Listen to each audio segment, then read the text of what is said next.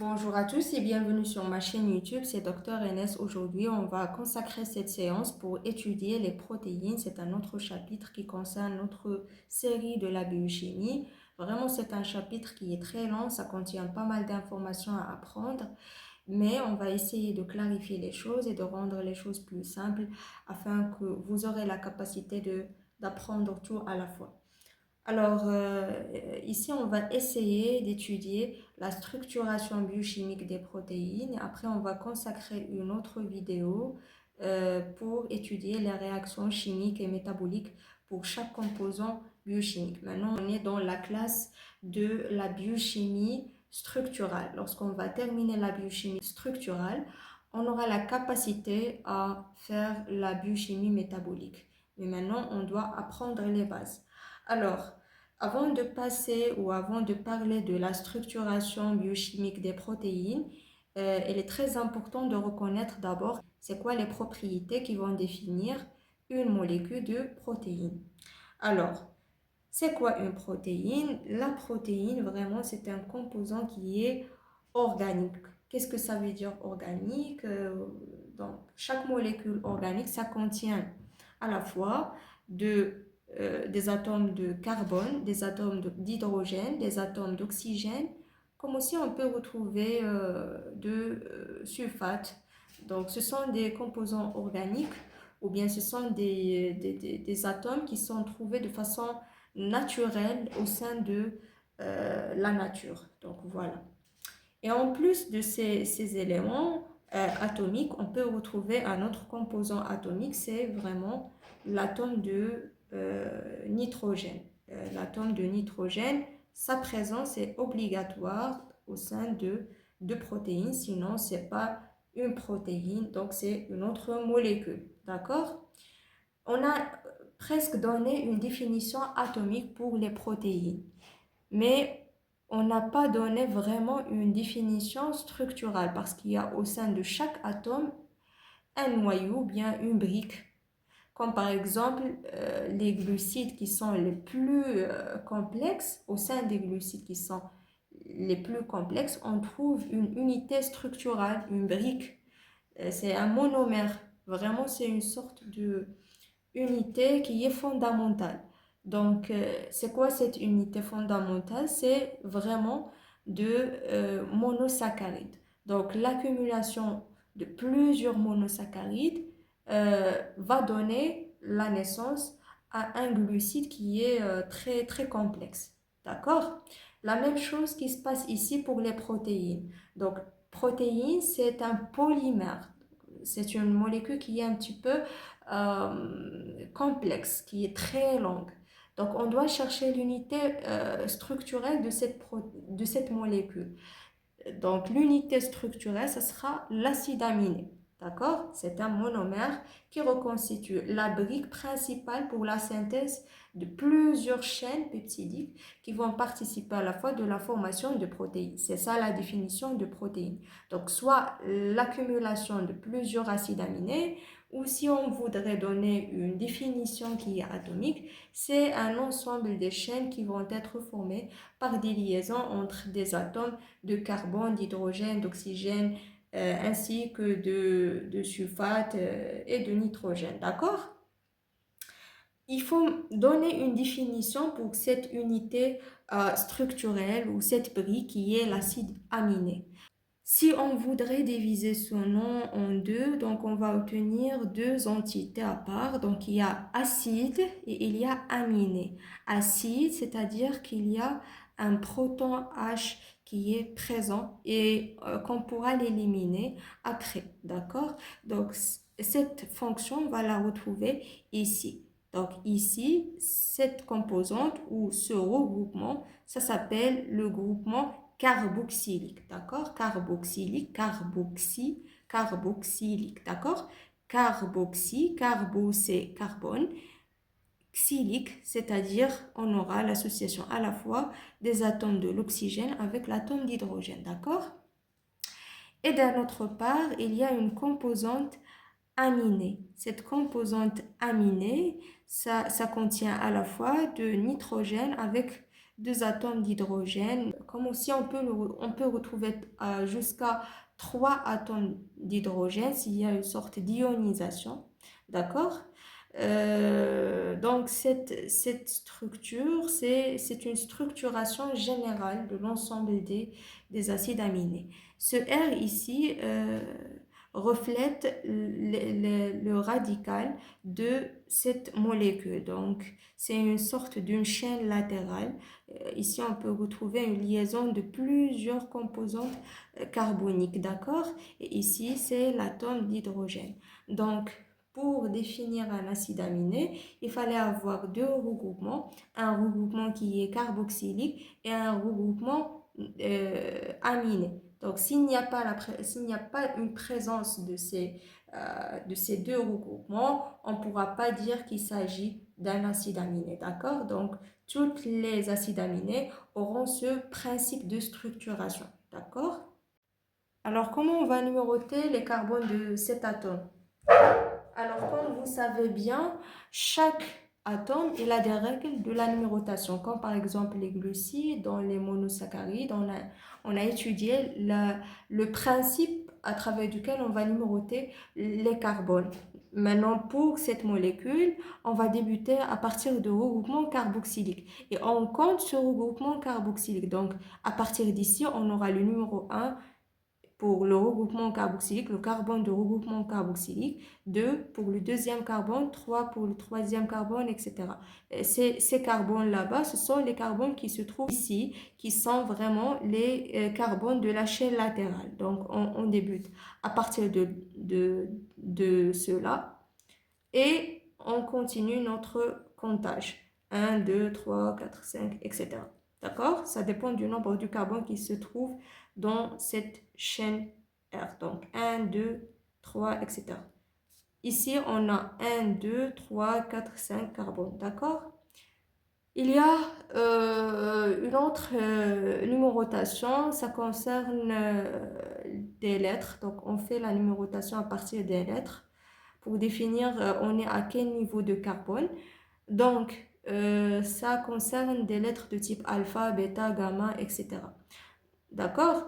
À partir de quel carbone on va donner le nom alpha? Alors, vous voyez ici ce carbone là-bas qui appartient au regroupement carboxylique. On le laisse tranquille et à partir du deuxième carbone qui est ici là-bas, on va faire la lettre alpha. D'accord? Et pour le troisième carbone, bêta. Et pour le quatrième carbone, gamma, etc., etc. D'accord? Ça, c'est un regroupement alpha carboxylique. Mais il y a un autre alpha qui concerne cette fois-ci le regroupement aminé. D'accord? Donc, si par exemple, donc, on débute à partir de là, le premier carbone qui suit le regroupement aminé aura la lettre alpha. Et après, on continue. D'accord? Donc, la majorité des acides aminés au sein de notre organisme, de notre corps, ils sont de type alpha-amino, alpha-carboxylique. C'est-à-dire qu'on aura un regroupement carboxylique au sein de la position alpha du carbone et un regroupement aminé au sein de la position alpha du carbone. Donc, selon le principe carboxylique, c'est le deuxième carbone qui suit le regroupement carboxylique. Et d'après le principe aminé, c'est le premier carbone qui suit le regroupement aminé. Donc, voilà. Dans tous les cas, au sein de notre corps, on retrouve ce type des acides aminés de façon qui est plus fréquente. Ça ne veut pas dire qu'il y a d'autres, par exemple des bêta-carboxyliques, des bêta-aminés, etc. Mais ils ne sont pas présents dans notre corps, ils sont présents au sein de la nature. D'accord? Deuxième principe, c'est que dans notre corps, on n'aura pas la forme qu'on reconnaît. Cette forme, c'est une forme qui est générale. C'est la forme qui n'est pas ionisée. Mais au sein de notre corps, il y a tellement de variations de pH. Donc, c'est une molécule qui ne sera pas stable parce qu'il y a présence de ces protons d'hydrogène. Donc, soit ils vont accepter un proton d'hydrogène, soit ils vont l'éliminer. Donc, ils vont se comporter comme acide ou comme base selon le milieu où ils vont être situés. Donc, si par exemple, on est dans un milieu qui est par exemple basique, on va éliminer ce proton de H+, et on va le donner à ce NH2 et on va obtenir par exemple le COO- ici et le NH3 ici. C'est une forme ionisée d'acide aminé, d'accord?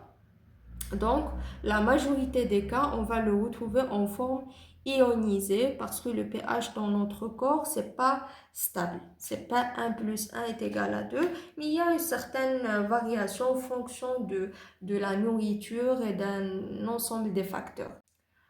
Alors, jusqu'à maintenant, c'est compris. On va passer aux propriétés des acides aminés. Vous savez bien que chaque molécule ou chaque composant chimique, elle a des propriétés spécifiques qui va le définir, d'accord?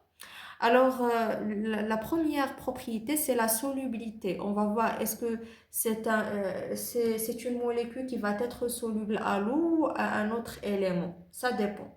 Alors, pour cette propriété de solubilité, ça va être attribué à l'eau. Donc, ils vont être solubles à l'eau et pas à un autre composant parce qu'ils sont tout simplement hydrophiliques. Hydro, c'est-à-dire l'eau, philique, c'est-à-dire aime, le verbe aimer en français, d'accord? Donc, ce sont des molécules qui aiment l'eau et ils vont se solubiliser là-bas, d'accord?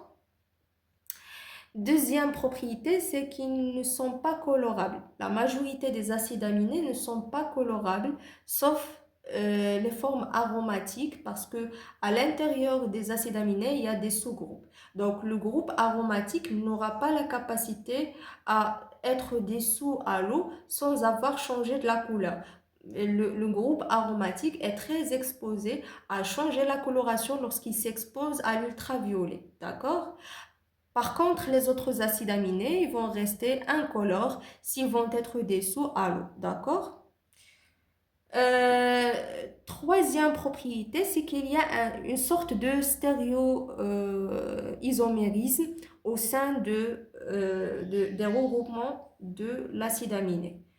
C'est quoi un stéréoisomérisme? C'est quoi un isomère? Comme je vous ai dit la dernière fois au sein du cours des glucides, c'est que un isomère, ce sont deux molécules qui ont la même formule brute, c'est-à-dire par exemple comme le glucose et le glutamate.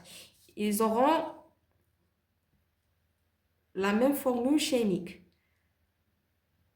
C6H12O6. D'accord? Mais la structuration linéaire de Fischer sera différente. D'accord? C'est pas la même représentation structurale biochimique. D'accord? Donc, c'est la même formule brute, mais c'est pas la même structuration moléculaire. On aura un switch entre, par exemple, un atome et un autre. Donc, c'est un changement d'orientation ou bien de position d'un atome par rapport à l'autre. Mais la formule brute est la même. Maintenant, qu'en est-il à l'orientation des acides aminés? Comme vous savez, chaque molécule en biochimie aura une orientation. Et on aura presque le même principe par rapport aux glucides dans l'orientation. Ici, on aura aussi l'orientation L et D, d'accord? Dans les glucides, on voit le dernier carbone et on va voir où est-ce qu'il est localisé, le regroupement OH. Est-ce qu'il est à droite ou est-ce qu'il est à gauche pour dire que voilà, c'est un D-glucose ou c'est un L-glucose, etc. Pour les acides aminés, on va voir ce regroupement là-bas, qui est le NH2. Si la localisation elle est à droite, donc c'est D quelque chose. Et si la localisation à gauche, ça sera L quelque chose. L, ça vient de left. Donc on va prendre le L et on va écrire le nom après de l'acide aminé. Prenons à titre d'exemple, supposons qu'on a ici une molécule d'aspargine, par exemple. Donc, on va la nommer ici D-aspargine. Par contre, ici, c'est L-aspargine. Donc, une astuce pour mémoriser ça, lorsque le NH2 à droite, donc c'est D, c'est droite, on va prendre le D, donc c'est D quelque chose. Lorsqu'il est à gauche, on va, gauche en anglais, ça signifie L, left, donc on va prendre le L et on va la nommer L quelque chose. Pour les acides aminés, ils auront une propriété qui est amphotérique. Amphotérique, c'est-à-dire qu'ils ont la capacité de se varier ou de changer de texture en fonction de variations de pH. Et ils vont jouer le rôle soit d'acide, soit de base. S'ils étaient localisés au sein d'un milieu qui est base, ils vont se transformer en une molécule qui est acide. Par contre, s'ils étaient localisés à un domaine qui est acide, donc ils vont se transformer à une base pour équilibrer le milieu. C'est ça le principe amphotérique. Qu'est-ce qu'un acide et qu'est-ce qu'une base? Donc l'acide, c'est toute molécule aura la capacité de se débarrasser d'un H+, d'accord? Base, c'est toute molécule qui aura la capacité d'accepter un H+, d'accord? Alors, si on voudrait traduire cela sur une molécule de l'acide aminé, comment alors l'acide aminé peut se transformer dans un milieu base en un H+. Comme vous savez bien que le milieu base ne contient pas des H+, ne contient pas des protons de H+, ou bien si on voudrait préciser cela, donc le milieu base, c'est un milieu qui est pauvre en H+. Donc, il en a besoin de prendre quelques H+, pour équilibrer le milieu et de le rendre un petit peu neutre. D'accord? Et donc, on va ajouter de H+, qui joue un rôle acide sur le milieu basique pour le transformer en un milieu d'un pH qui est équilibré. Donc, comment l'acide aminé va donner cet H+. Comme vous savez bien, ici, on aura un regroupement carboxylique à base de COOH. Donc, cet H ici va se détacher de COOH et de l'acide aminé plutôt, et il va être libéré dans le milieu basique, d'accord? Tandis que dans le milieu acide, on aura plus de charge de H+, il y a beaucoup plus de protons de H+, donc l'acide aminé, il va essayer de l'absorber pour équilibrer le pH pour que le milieu ne sera pas beaucoup plus acide, d'accord? Et cet H+, on sait bien que ici, dans la formule générale, on aura normalement dans la forme qui n'est pas ionisée, on aura ici un NH2. Donc, il va accepter un H+, et il va se transformer en un NH3+. Alors, pour le point isoélectrique de l'acide aminé, donc on a dit que par exemple, si on met un acide aminé au sein d'une solution qui est basique, donc il va changer de conformation il va s'ioniser jusqu'à un point là où on aura une équilibration entre les charges, et donc ce ne sera pas chargé beaucoup plus positivement ou beaucoup plus négativement, mais on aura une charge qui est neutre. Ça reste ionisé, mais les charges ils sont équilibrées. C'est-à-dire que les charges positives, ils sont de même que les charges négatives. Alors, cette formule là-bas où on va obtenir cette équilibration de charge, ça s'appelle l'ion de Zwitter, d'accord? L'ion de Zwitter, c'est un ion qui a des charges positives même que les charges négatives. Pour la fonction tampon, vous allez entendre ce terme beaucoup plus dans l'équilibration ou dans la biophysique, dans l'équilibration acido-base. Donc, ce sont des systèmes de défense qui arrivent pour équilibrer le pH du sang, parce que le pH du sang, il ne doit pas dépasser la valeur ou l'intervalle physiologique. Si ça va devenir, par exemple, acide, ça ne sera pas compatible à la vie, il va altérer plusieurs enzymes, etc. Donc, il y a le mécanisme qui se base sur la respiration pour éliminer le CO2 parce que c'est un acide. Si on a l'échec de ce système, on va activer d'autres systèmes comme le système tampon. Le système tampon, il se base sur plusieurs molécules. Ça peut être des hémoglobines, ça peut être beaucoup plus des protéines qui auront la capacité d'absorber le H+ pour équilibrer le milieu ou bien d'éliminer les bases pour ne pas avoir un milieu qui est basique au sein du sang et pour que l'intervalle soit dans les valeurs physiologiques de pH. Maintenant, qu'en est-il à la classification des acides aminés? Les acides aminés, ils sont eux-mêmes subdivisés en plusieurs types ou en plusieurs groupes. Et cette classification, ça se base sur plusieurs critères, soit chimiques, la composition chimique. Il y a des acides aminés qui contiennent de composantes sulfurées, il y en a des autres qui ne le contiennent pas. Il y a aussi le principe de la polarité. Il y a certaines qui sont hydrophobes, il y a d'autres qui sont hydrophiles. Il y a le principe de la nutrition, est-ce qu'ils sont essentiels, est-ce qu'ils ne le sont pas, etc. Est-ce que c'est obligatoirement doivent être apportés par l'alimentation ou non? Je sais bien que le fait d'assimiler toute cette classification, ça sera un petit peu laborieuse et vraiment c'est très difficile d'assimiler tous ces noms à la fois. Donc, je vous ai fait des astuces de temps en temps pour vous faciliter la tâche. Alors, débutons par la classification chimique. Ici, on aura le premier groupe qui est le groupe aliphatique. Il n'y a rien de spécial dans ce groupe. Donc, la chaîne latérale de ces groupes, parce que la classification chimique, ça se base sur la chaîne latérale. Pour la chaîne latérale de ces groupes, ça ne contient rien de spécial. Il n'y a qu'une succession de ces composantes moléculaires. Ils sont le CH2, CH2, CH2, etc. CH2. Rien n'est spécial. Ça peut être soit simple, c'est-à-dire une seule ligne, ou bien ramifié, plusieurs lignes stratifiées sous forme des étages, d'accord? CH2, CH2, on peut prendre ici CH2, etc. Aliphatique, ça peut être soit linéaire, comme par exemple la glycine.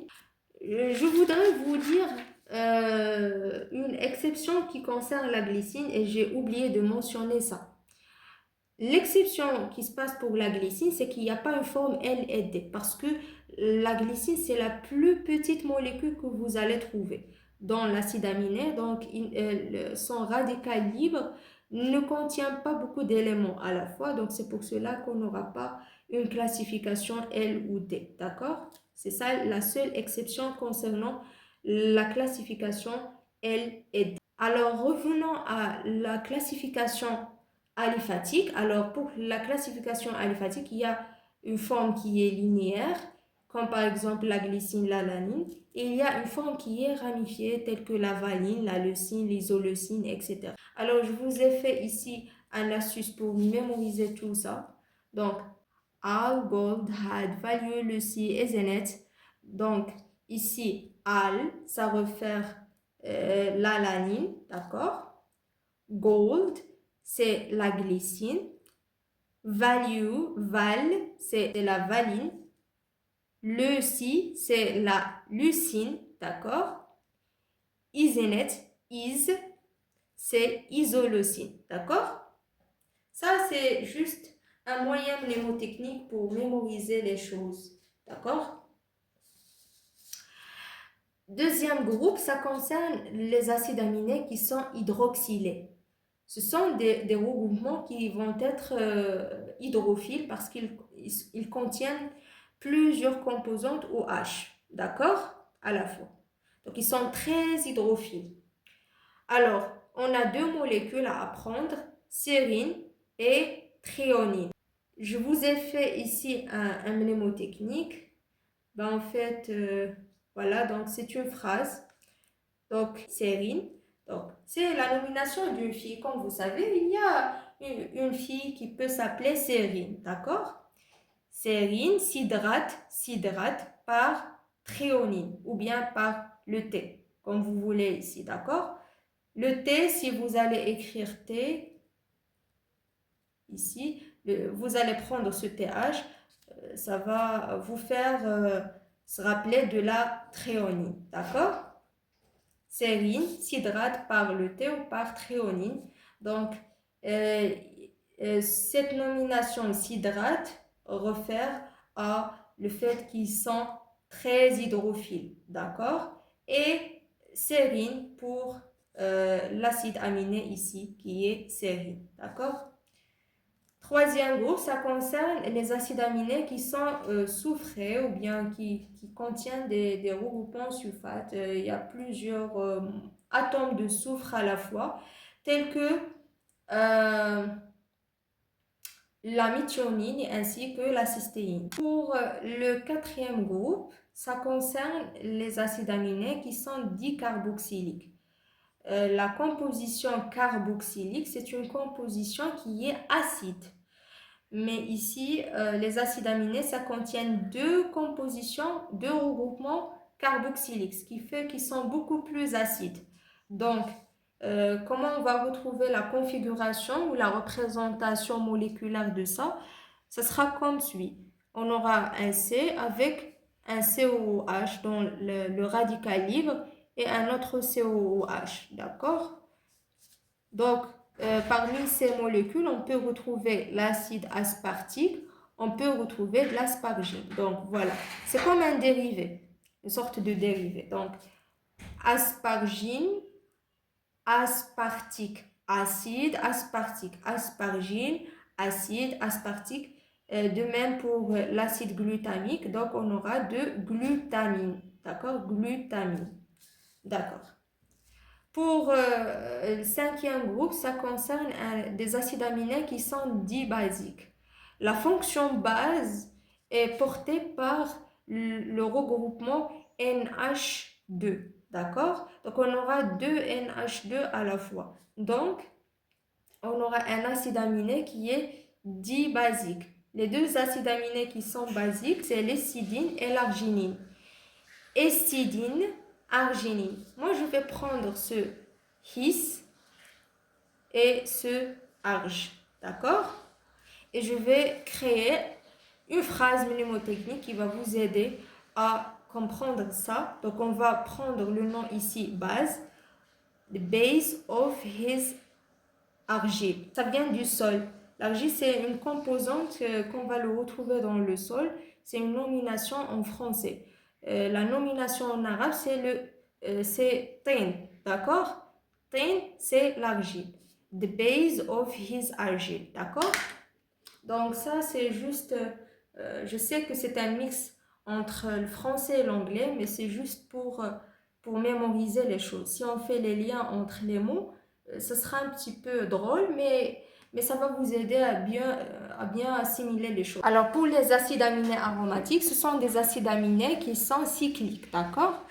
Je vais vous faire une mnémotechnique pour mémoriser l'ensemble des acides aminés qui sont présents dans ce groupe. Donc, on va prendre le nom tyrosine. Donc, tyrosine, ça fait partie de regroupement des acides aminés aromatiques.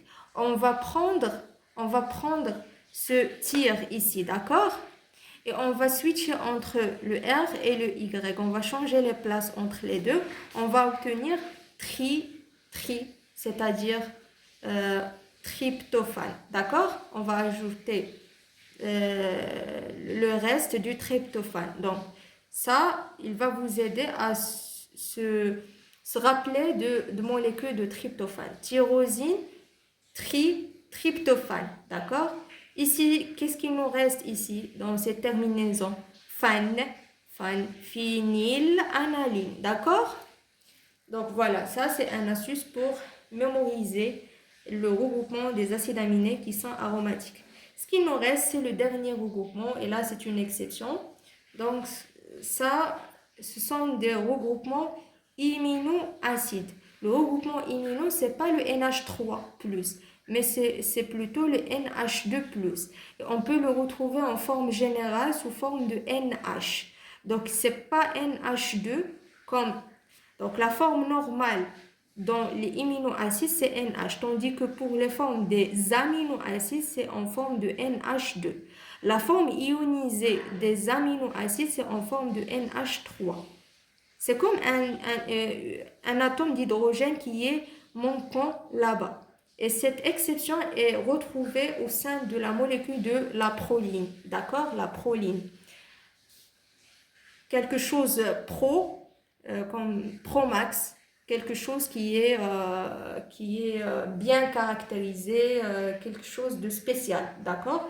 C'est ce qui caractérise cette proline. Donc ça, c'est une astuce pour mémoriser la proline comme un aminoacide. Comme je vous ai dit, la formule générale d'un aminoacide, c'est en forme de NH.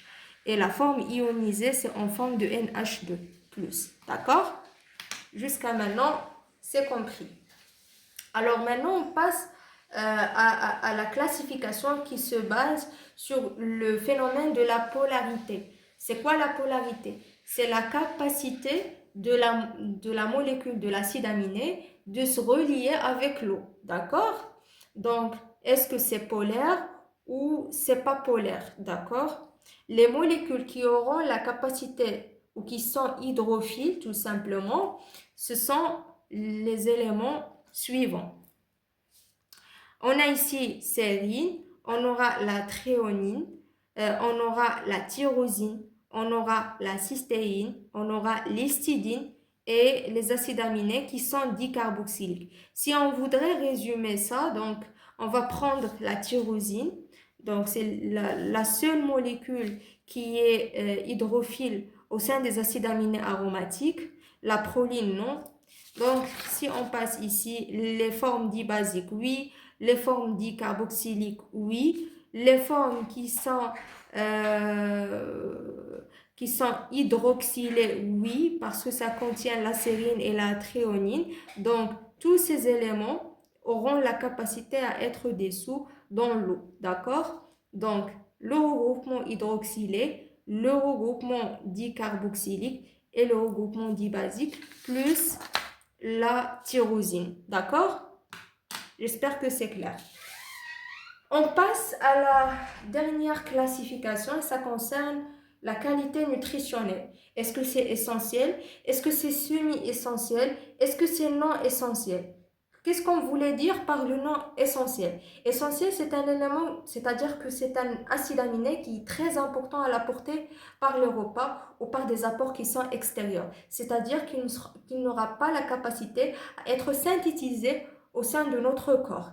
Ça, c'est essentiel. Semi-essentiel, c'est-à-dire qu'on peut retrouver la moitié peut-être synthétisée au sein du corps, mais ce n'est pas suffisant. On a encore plus du besoin d'avoir ces acides aminés par des apports extérieurs. Il faut avoir un apport supplémentaire, c'est l'apport extérieur pour compléter la valeur physiologique dont on a besoin au sein de notre métabolisme. Non essentiel, c'est-à-dire que si on va l'apporter par le repas, c'est bon. Si on ne l'apporte pas, elle est déjà synthétisée dans notre corps. Donc, on n'est pas vraiment obligé de l'apporter par des apports extérieurs, sinon on ne le retrouve pas dans notre corps. Non. Donc, ce n'est pas essentiel. Alors, pour se rappeler des acides aminés qui sont essentiels, je vous ai donné un mnémotechnique pour mémoriser les acides aminés qui sont essentiels de façon facile. D'accord? Je vous ai donné la nomination vital lymphe. Vital lymphe. D'accord? Vital avec 2T. D'accord? Je sais que c'est une écriture qui est erronée, mais bon, ça c'est n'importe quoi pour mémoriser cette liste, cette grande liste des acides aminés qui sont essentiels. Bon, V ici, ça revient au nom valine. I, c'est pour isoleucine. T, c'est pour la thréonine. L'autre T, c'est pour tryptophane. A, c'est pour alanine. L, c'est pour la leucine. LY dans lymphe, LY, ça revient à la lysine. M, c'est pour la méthionine et pH, c'est pour la phénylanaline. Pour les protéines qui ont un très grand nombre des acides aminés qui sont essentiels auront une valeur biologique protéique élevée parce que le corps il a besoin de ces acides aminés et il n'aura pas la capacité à les synthétiser. Donc, si on apporte des protéines qui contiennent beaucoup plus des acides aminés qui sont essentiels, on dit que cette protéine elle a une valeur qui est biologique protéique. Alors que pour le reste, ils auront des valeurs biologiques protéiques diminuées. Alors, pour les liaisons qui sont peptidiques, euh, on sait bien que pour former une protéine, il faut avoir des liaisons entre les acides aminés. Alors, le premier type de liaison, c'est la liaison peptidique. C'est la liaison essentielle qui permettra de relier entre un acide aminé et un autre. D'accord? Alors, pour les liaisons qui sont de type peptidique, ça nécessite une sorte de liaison entre le H. Donc, comme on sait bien, c'est ici, on a le NH2. Donc, c'est comme on a représenté ce NH2 en forme de présentation structurelle biochimique moléculaire. D'accord? Donc, ce H ici va venir pour se relier avec le OH de COOH. D'accord? Donc, on aura une liaison entre ces deux. On aura l'élimination de cette molécule de l'eau, on aura une libération du H2O, et comme ça, on aura une liaison directe entre le C et le N. Donc, on aura une élimination de tout ça, d'accord? Et on aura une liaison directe entre le C et le N. Ainsi de suite, le OH ici va se relier avec le H d'une autre composante aminée d'un autre acide aminé, et ainsi de suite. On va former une chaîne comme suit. Donc ici, c'est l'ensemble des carbones. Ici, le carbone 1, carbone 2, carbone 3, carbone 4, c'est les carbones alpha. Carbone 4, carbone 5, carbone 6, carbone 7, carbone 8, etc. Si on va avoir plusieurs liaisons récurrentes peptidiques entre plusieurs acides aminés, on va retrouver un NH2 ici terminal et un COOH ici terminal. Et par la suite, on va appeler ici ce COOH ici libre, on va l'appeler le C terminal. Et ce NH2 ici libre, on va l'appeler le N terminal. D'accord? Ici le carbone C1, ici le carbone C7. D'accord? D'accord? Et ici, c'est la récurrence de l'ensemble des liaisons peptidiques. Qu'en est-il aux propriétés des liaisons peptidiques? Ils sont des liaisons qui sont rigides. Qu'est-ce que ça veut dire rigide? C'est-à-dire qu'ils n'auront pas la capacité à subir des phénomènes rotatoires. Donc, ils vont pas subir des mouvements de rotation. D'accord? Ça d'un part. D'un autre part, ils sont polaires et ils ne sont pas chargés. Qu'est-ce que ça veut dire ils sont polaires? C'est-à-dire qu'ils auront la capacité à se relier avec molécules de l'eau. Par exemple, le H ici, il aura la capacité à se relier avec un autre OH pour former une molécule d'eau. Donc, ils sont polaires. Ils ne sont pas chargés. Vous voyez ici, ça c'est la position de la liaison peptidique. Vous voyez, ici, il n'y a pas de charge. D'accord? Entre le C et le N, il n'y a pas de charge. D'accord? Et de même ici. Donc, au sein de cette liaison peptidique, il n'y a pas de charge, donc il n'est pas chargé. D'accord? On va retrouver une liaison de type trans ou bien de type cis. Donc, les acides aminés peuvent se relier selon des liaisons peptidiques, mais cette fois-ci, soit en forme de trans, soit en forme de cis. Qu'est-ce que ça veut dire trans? C'est-à-dire que la chaîne libre latérale ou le radical de reste du chaîne de l'acide aminé, on aura une liaison de telle façon que les radicaux auront une orientation qui va être différente.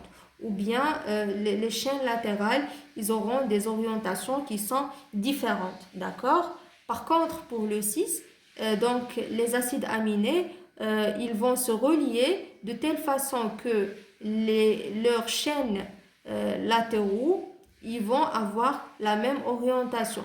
Je vais vous donner un mnémotechnique pour mémoriser ça. Donc, ici, on aura une orientation différente des chaînes latéraux. Si on suit cette ligne et on complète par ici, ça va dessiner un R, d'accord?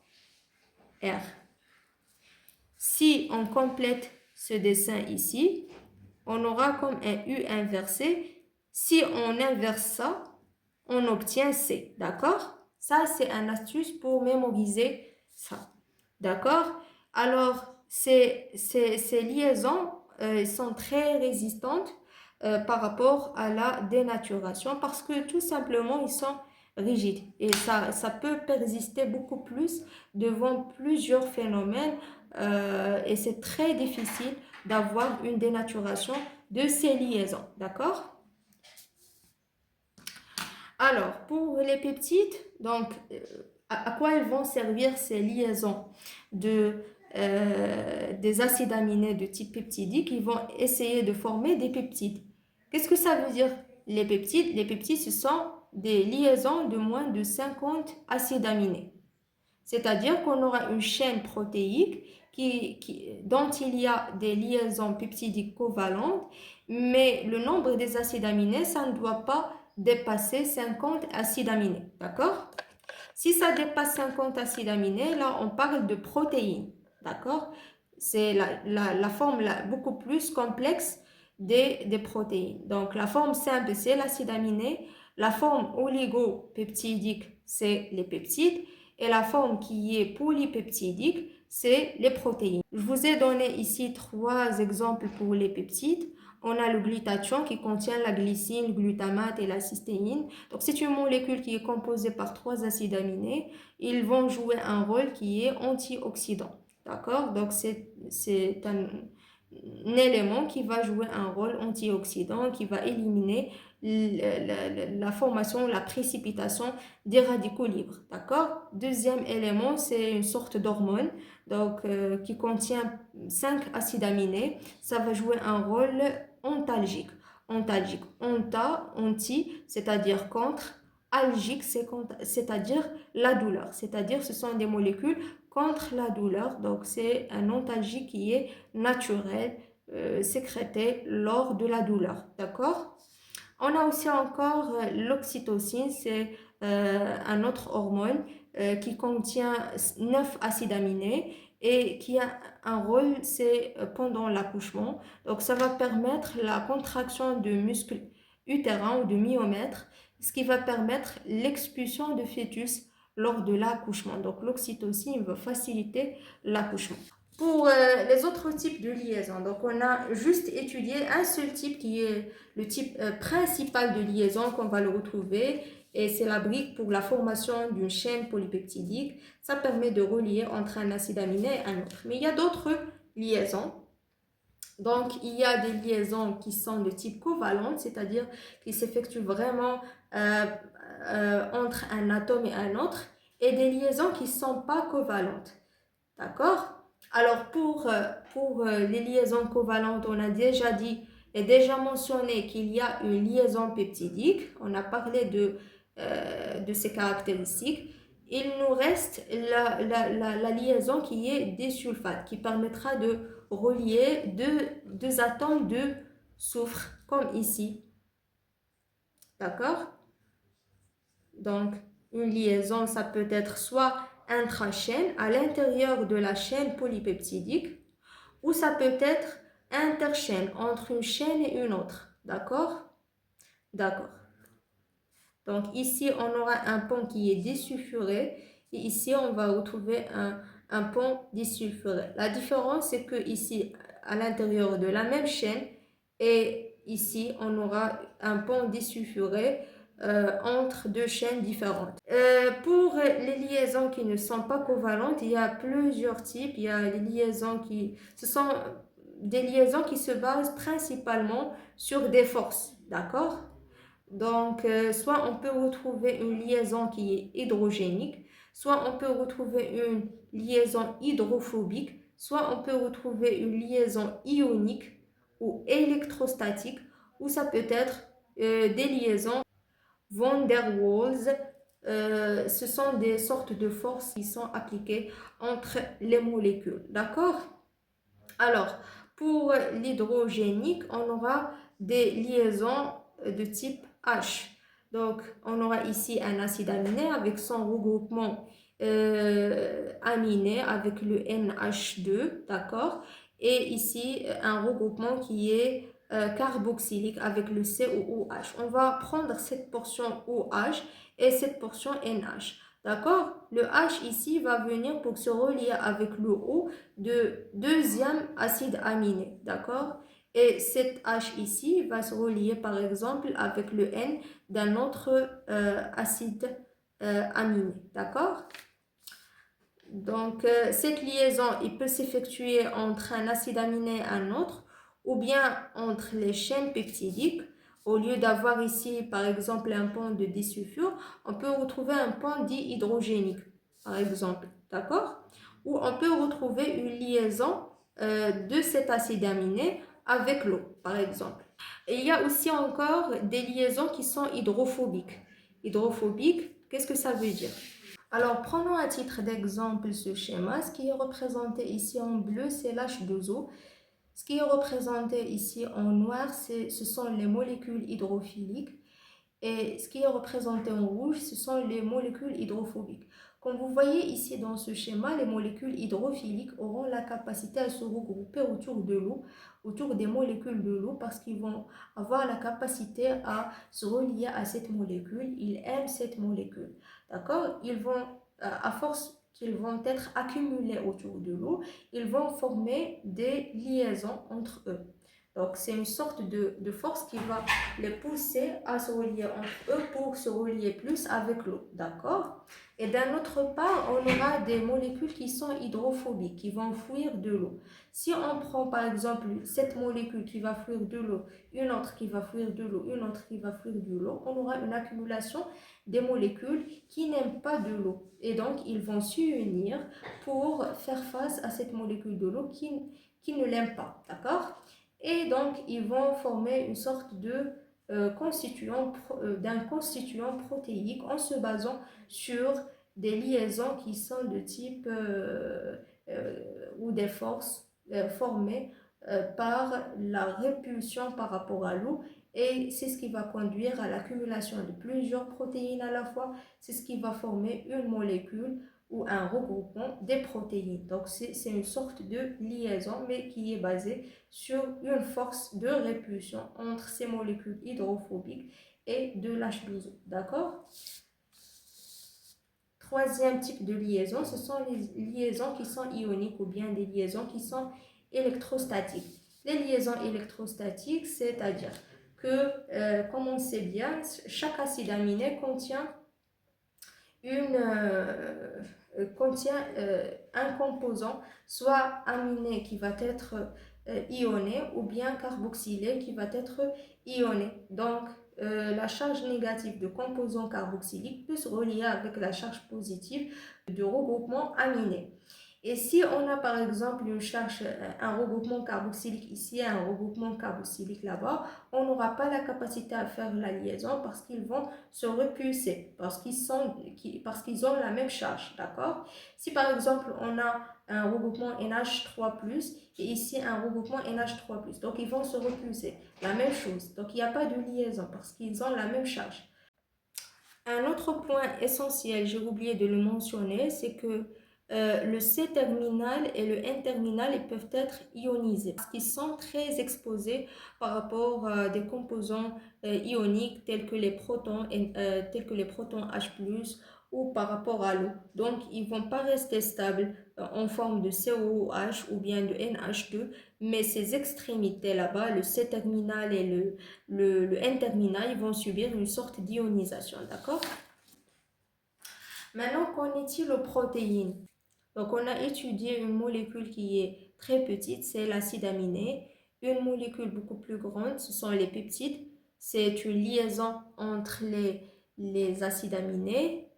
Et on va maintenant étudier une macromolécule, ce sont les protéines.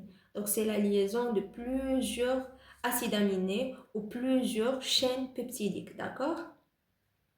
Donc, comment ça s'effectue la structuration de ces protéines? Donc, comme on sait bien, les protéines, ça doit contenir plus de 50 acides aminés, d'accord, pour parler d'une protéine. Sinon, s'il est inférieur à 50, ça reste des peptides, d'accord. Pour former ces protéines, on passe par plusieurs étapes. La première étape, ça consiste à le fait de faire une chaîne peptidique. C'est la liaison de plusieurs acides aminés. Donc, on aura une sorte de lecture de l'ADN par un ensemble des enzymes. Puis ces enzymes ils vont former l'ARN et l'ARN messager lui-même il va être codé, d'accord? Et il va produire une succession d'un ensemble. Donc chaque gène il va être codé en un acide aminé, d'accord? Et donc on aura la succession d'un acide aminé avec un autre, avec un autre, avec un autre pour former une sorte de chaîne, d'accord? Une sorte de chaîne, donc ça reconstitue l'acide aminé, plutôt le peptide, d'accord? Donc ça, c'est la forme linéaire, ça c'est la forme primaire de protéines, d'accord? Puis après, on aura des liaisons intrachaînes, d'accord? À l'intérieur de cette chaîne, on aura des liaisons entre, par exemple, un acide aminé et un autre, d'accord? Un acide aminé, un autre. Et cela, il va créer des sortes de tours de spire, d'accord? Il va former une forme beaucoup plus complexe qui est bidimensionnelle. C'est ce qu'on appellera la forme secondaire, soit en forme d'hélice, c'est comme l'escargot, d'accord? Soit on va retrouver en forme de feuillet, d'accord? Soit bêta plissé, soit la forme de bêta turns. À titre d'exemple, si par exemple je vais prendre ce câble là-bas représente la chaîne peptidique, d'accord? C'est le peptide, c'est la forme primaire, la forme linéaire.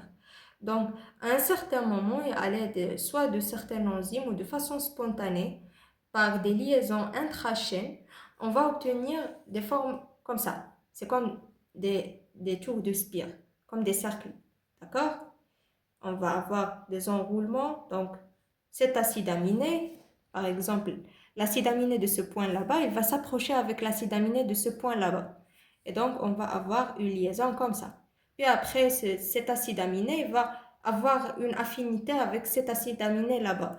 Et donc, on va avoir un acide aminé qui se rapproche là-bas. Et on aura aussi, ainsi de suite. Ce processus, il va se continuer jusqu'à qu'on va obtenir un hélix, d'accord? Comme ça. Ou bien on peut avoir un autre processus, c'est que par exemple, cet acide aminé là-bas, il va se relier avec l'acide aminé là-bas, d'accord? Par des liaisons hydrogéniques, etc., d'accord? Ou par polarité, etc. Donc, on va avoir une liaison comme ça, puis des liaisons comme ça, puis, par exemple, l'acide aminé de cette région, il va se relier avec l'acide aminé là-bas. On va avoir une sorte d'enroulement des chaînes sur eux-mêmes, d'accord? Ça reconstitue la forme bêta-plissée. Si on prend à titre d'exemple, par exemple, j'ai un acide aminé qui va fuir de cet acide aminé là-bas. On aura une sorte de bêta turn, c'est-à-dire qu'on va avoir un enroulement de cette lignée et donc on va avoir un changement d'orientation, c'est bêta turn, d'accord? J'espère que c'est clair. Alors, si on aura un aspect d'hélice, l'aspect de bobine ou bien d'escargot, on parle de l'aspect ou la forme alpha hélix. Pourquoi c'est appelé alpha? C'est pas parce que il y a une sorte de c'est pas une question d'étape, c'est une question de la configuration qui a été découverte la première, d'accord? Donc la configuration qui a été découverte la première, ça a été la forme hélix. Puis après, on a découvert la forme plissée. Puis après, la forme turns, etc. Donc c'est pour cela que la forme plissée prend le nom bêta, d'accord? C'est pas question des étapes. Donc ça n'a rien à voir avec la succession d'étapes. On peut avoir soit cette forme, soit cette forme. pas la succession des étapes, d'accord? D'accord. Donc, on peut avoir alpha hélix, on peut avoir une forme bêta plissée lorsque ces extrémités vont se relier, le N et le C vont se relier entre eux et ils vont former une sorte d'aspect de U, d'accord? Ou bien on peut avoir une liaison de C terminal avec un autre C terminal d'une autre chaîne ou N terminal avec autre N terminal d'une autre chaîne polypeptidique, d'accord? Et on aura un aspect bêta plissé. Ou bien on peut avoir un changement d'orientation de la ligne. Par exemple, l'orientation de la ligne va vers la droite, donc puis après cette ligne, en fonction d'un ensemble des facteurs, il va changer d'orientation, il va avoir une orientation à gauche. Donc on n'aura pas la même orientation. Ici c'est à droite, ici c'est à gauche, d'accord? Donc ça c'est bêta turn. C'est une sorte de rotation qui va arriver pour qu'il y ait changement d'orientation. Qu'en est-il pour la troisième configuration? Donc, on a pris un monomère de la chaîne peptidique. On a fait une sorte de configuration, changement de configuration en forme d'hélice ou en forme de bêta plissé. Ça, c'est la deuxième étape. Troisième étape, c'est la forme tertiaire. C'est-à-dire qu'on va réunir à la fois plusieurs configurations secondaires. Donc, on peut avoir un aspect, on peut avoir une liaison de plusieurs aspects. Par exemple, un aspect d'alpha hélix qui va se relier, par exemple, ici à une configuration bêta, ici avec une configuration bêta turns. Ici, c'est la configuration alpha hélix. Donc, on aura un regroupement de plusieurs remodelages à la fois ou plusieurs types de remodelage à la fois de type secondaire pour donner la forme tertiaire. Et ça donne un aspect qui est tridimensionnel. Donc, si je parle d'une forme qui est monomérique, jusqu'à maintenant, on a terminé la formation d'une protéine qui est monomérique, un monomère de protéine. Mais si par exemple, on aura un regroupement de plusieurs configurations tertiaires, liaison entre les configurations tertiaires, cela il va former la configuration quaternaire, d'accord? On aura une liaison de plusieurs sous-unités à la fois. Donc, c'est une forme qui est multimérique. Soit ça peut être homogène lorsque la configuration des molécules se ressemble, c'est-à-dire on aura la même configuration à la fois. Si par exemple, on aura une configuration tertiaire en forme sphérique, par exemple, la deuxième molécule aura la même configuration sphérique avec les mêmes composants des acides aminés, etc., etc. Les sous-unités ici se ressemblent. Par contre, pour la forme hétérogène, on pourra avoir des formes qui sont différentes de sous-unités. Par exemple, l'entité des hémoglobines, ça contient par exemple 2 alpha-globines et 2 bêta-globines par exemple. Ce qui fait, donc, ce sont deux entités qui sont différentes 2 à 2 par exemple. Maintenant, qu'en est-il aux étapes de la formation des protéines sur le plan de 3D? Alors, il faut savoir, avant de former n'importe quelle protéine, il y a une structure qui est primaire, c'est-à-dire une forme linéaire. Cette forme linéaire, c'est elle qui va jouer sur les liaisons entre les molécules de l'acide aminé. Si par exemple, on aura par exemple un acide aminé qui est hydrophobe et un autre qui est hydrophile ou je ne sais pas, cela il va jouer sur la forme que va dessiner cette chaîne linéaire. Est-ce que c'est un hélix ou c'est un alpha ou c'est un bêta plissé ou bien c'est un bêta turn, d'accord? Et c'est en fonction des liaisons, des réactions ou bien des attractions électrostatiques entre chaque molécule et autres. Donc la composition de cette chaîne polypeptidique, c'est essentiel, c'est elle qui va déterminer l'aspect, d'accord? D'accord. Alors pour le mécanisme, donc ça peut être soit spontané en se basant sur les liens entre chaque atome et autre ou entre chaque acide aminé et autre, ou bien ça peut être assisté par d'autres phénomènes, par d'autres éléments, que ce soit les désulfates isomérases qui est c'est un enzyme qui va participer à la formation des liaisons qui sont de type sulfate, ça d'un part, et d'un autre part qui consiste à l'isomérisation entre les protéines ou bien les acides aminés qui contiennent du soufre, d'accord? Ils vont changer la position du soufre, ça d'un part, et ils vont permettre les liaisons entre les acides aminés qui comportent un regroupement de soufre, d'accord?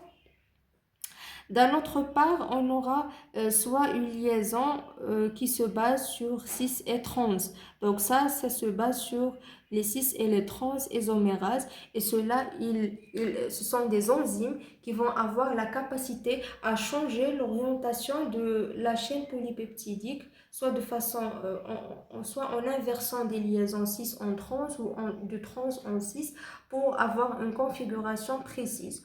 Ou bien on aura d'autres protéines qui sont appelées les protéines chaperon, qu'on les retrouve au sein de notre cytoplasme. Ils auront la capacité à avaler, donc bien sûr, des protéines.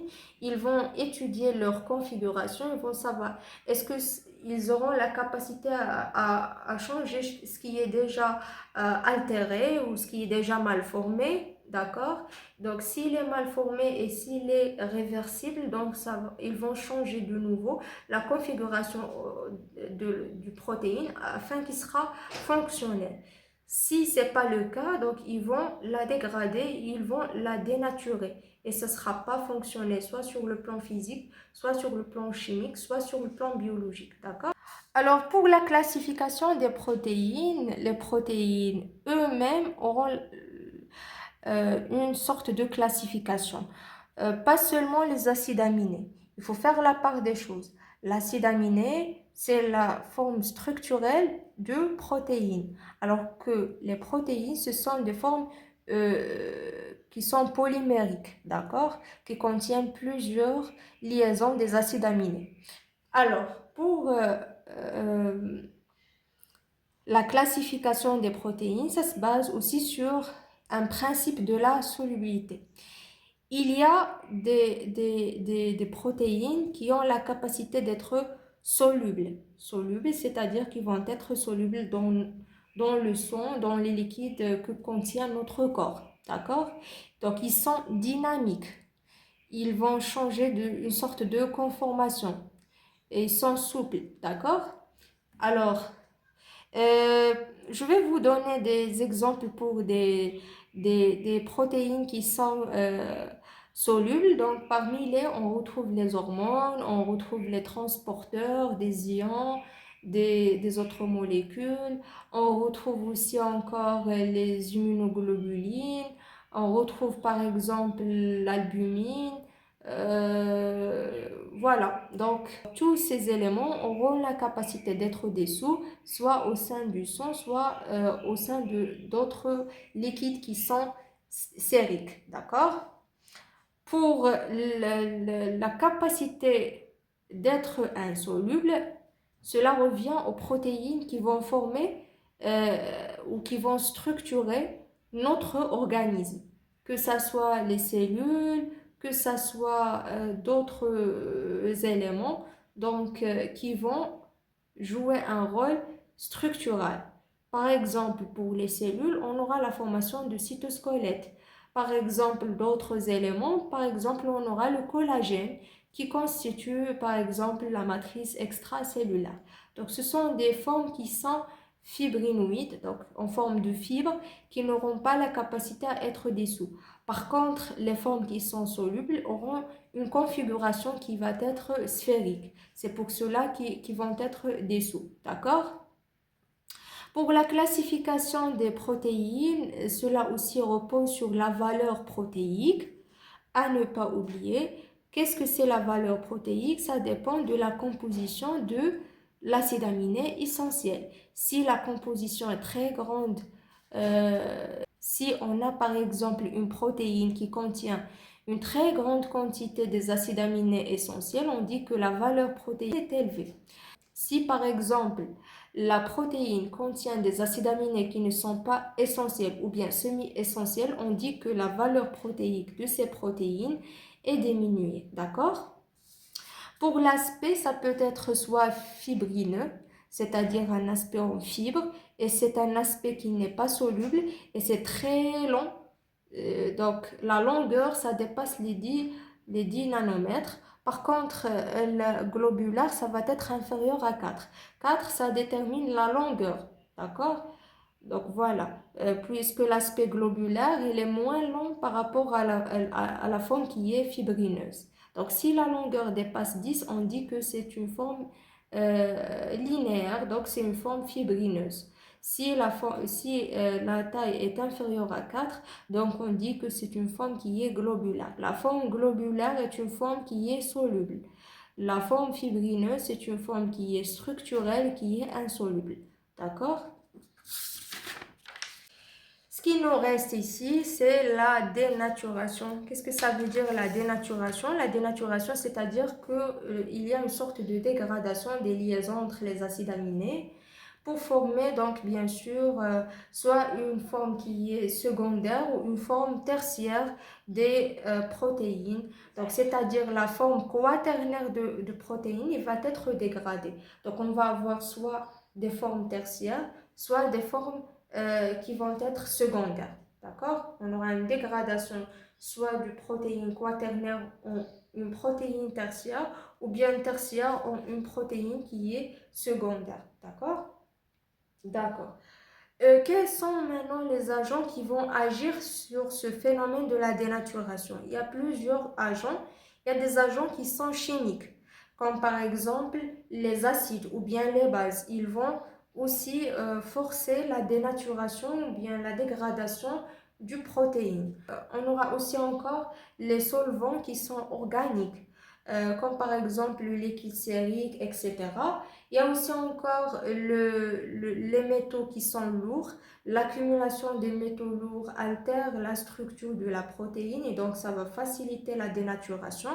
Il y a aussi les détergents comme par exemple le savon. Donc cela, il va favoriser la cassure des liaisons donc entre chaque unité et autre. Il y a aussi encore les agents qui sont physiques tels que la température. À partir de quelle température pour avoir une dénaturation? Ben, en fait, il faut avoir plus de 60 degrés, d'accord? Il y a aussi encore l'augmentation de la pression. S'il y a une très grande pression, par exemple, on peut avoir une dénaturation des protéines. On aura l'ionisation qui est excessive par le fait des rayonnements ionisants comme les rayons X. Aussi, ça va favoriser la dénaturation. On aura des facteurs mécaniques, par exemple, le flux du sang, par exemple, s'il est laminaire, donc on n'aura pas plus de déperdition de la configuration de la protéine. Mais si, par exemple, on aura un flux qui est turbulent, cela favorise la cassure des liens entre les diverses unités protéiques. Aussi, donc, il y a d'autres forces qui vont être appliquées par d'autres molécules, etc. Donc, tous ces éléments, ils vont favoriser la dégradation des protéines.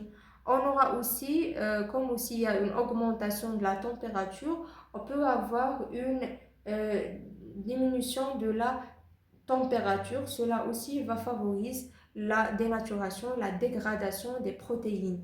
Donc lorsque la température va être diminuée, cela favorise la coagulation des protéines et ce qui favorise encore plus la dégradation des protéines. D'accord?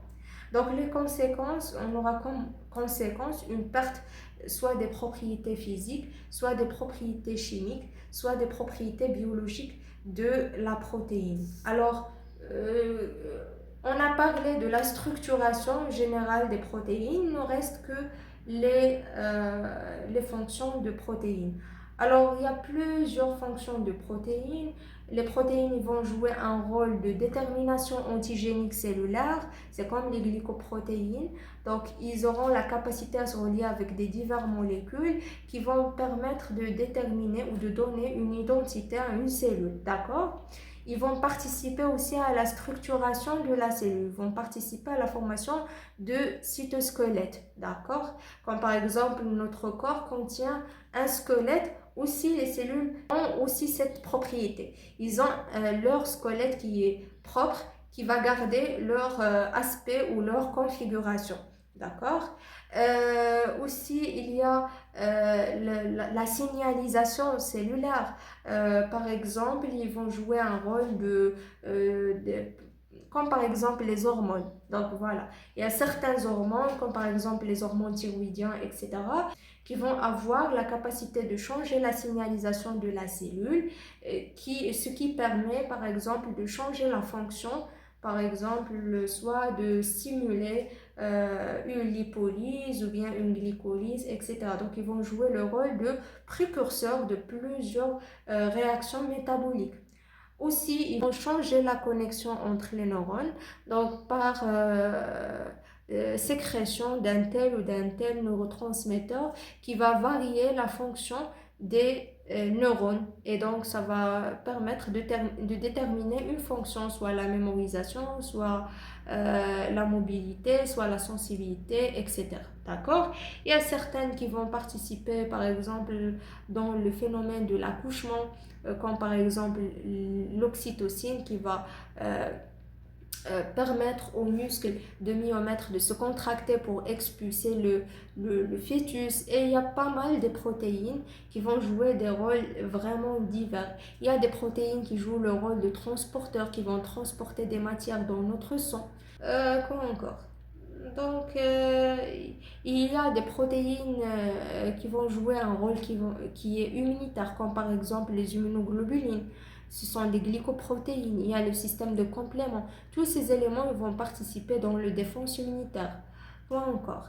Il y a des protéines qui vont aider à la digestion. Donc, le rôle des protéines, c'est très important. Ils vont participer dans plusieurs éléments, parmi la structuration de notre corps, de notre muscle, de notre os, etc. Ils vont participer dans la signalisation, ils vont participer dans l'immunisation, plusieurs fonctions à la fois. Donc, les protéines sont indispensables à notre vie. Et voilà pour aujourd'hui. J'espère que ça a été clair pour vous et que l'information était vraiment bien simplifiée, bien clarifiée. Je vais vous voir, Inch'Allah, avec une autre vidéo. And remember, on this channel, our purpose is simple. Think the medicine differently, map the mind and master the medicine. See you in the next video, Inch'Allah. كنت معكم دكتور إنس. Au revoir.